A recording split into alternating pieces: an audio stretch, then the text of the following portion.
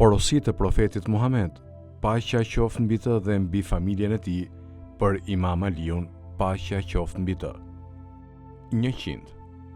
O Ali, Allahu i madhëruar urren për umetin tim, kotësi në namaz, mburrje në dhënien e sadakas, shkuarje në gjynyb, të papastër në xhami, të qeshurit me zvarreve, shikimin e përbanesa, shikimin e organeve të femrave, sepse kjo trashëgon verbërin. Ai e urren të folurit gjatë marrëdhënieve seksuale, sepse trashëgon me mecërin. Ai urren gjumin mes namazit të akshamit dhe yatsis, sepse ndalon riskun. Urren larjen në qiell të hapur, veçse me mbulim.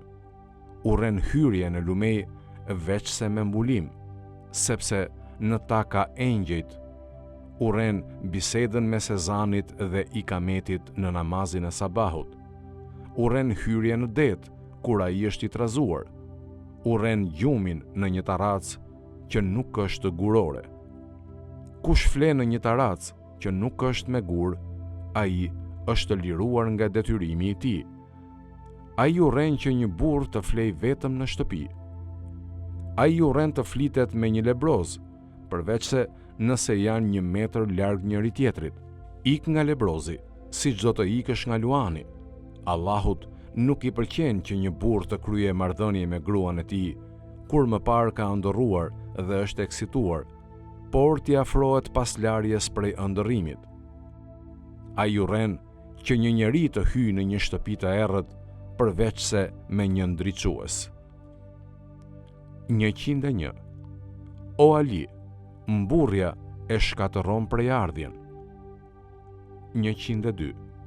O Ali, ai që i friksohet Allahut të lartësuar, gjithçka i friksohet atij.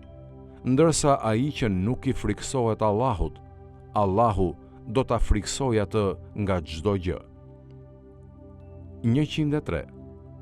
O Ali, 3 gjëra nuk i doron askush nga ky umet: ngushëllimi i një vëllai me pasurinë e tij, trajtimi i njerëzve me drejtësi nga vetja e tij, edhe përmendja e Allahut në çdo situatë.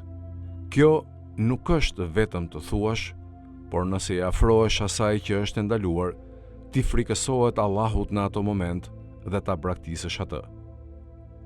104.